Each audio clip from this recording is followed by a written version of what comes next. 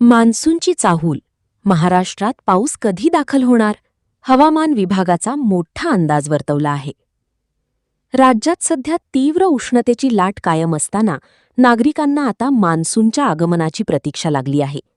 दरम्यान हवामान विभाग आणि विविध हवामान अभ्यासकांनी यंदाच्या मान्सूनबाबत महत्त्वाचे अंदाज वर्तवले आहेत.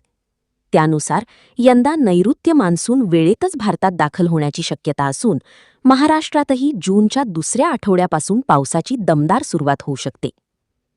हवामान खात्याच्या प्राथमिक अंदाजानुसार मान्सून साधारणतः 1 जूनच्या आसपास केरळ किनारपट्टीवर दाखल होईल. त्यानंतर 8 ते 10 दिवसात तो महाराष्ट्रात प्रवेश करेल. त्यामुळे कोकण, मुंबई आणि आसपासच्या भागात 10 ते 12 जून दरम्यान पहिल्या पावसाची शक्यता व्यक्त करण्यात येत आहे. यानंतर पुणे, नाशिक आणि पश्चिम महाराष्ट्रात 15 जूनपर्यंत मान्सून सक्रिय होण्याचा अंदाज आहे. तर विदर्भ आणि मराठवाडा भागात मान्सूनचा विस्तार जूनच्या तिसऱ्या आठवड्यात म्हणजेच 15 ते 20 जून दरम्यान होण्याची शक्यता हवामान तज्ज्ञांनी वर्तवली आहे. दरम्यान यंदा एल निनोचा प्रभाव मान्सूनवर काही प्रमाणात दिसू शकतो. त्यामुळे देशातील एकूण पावसाचे प्रमाण सरासरीपेक्षा किंचित कमी राहण्याची शक्यता आहे. काही अंदाजानुसार यंदा देशभरात 92 ते 95% पाऊस होऊ शकतो. मात्र मान्सून वेळेत दाखल होणार असल्याने शेतकरी आणि नागरिकांना दिलासा मिळण्याची चिन्हे आहेत.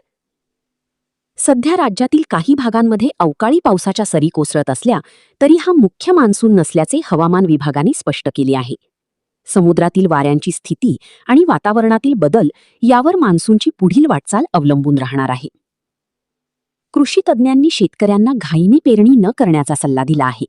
जमिनीत पुरेसा ओलावा निर्माण होण्यासाठी किमान 80 ते 100 मिलीमीटर पाऊस होणे आवश्यक असल्याचे सांगण्यात आले आहे.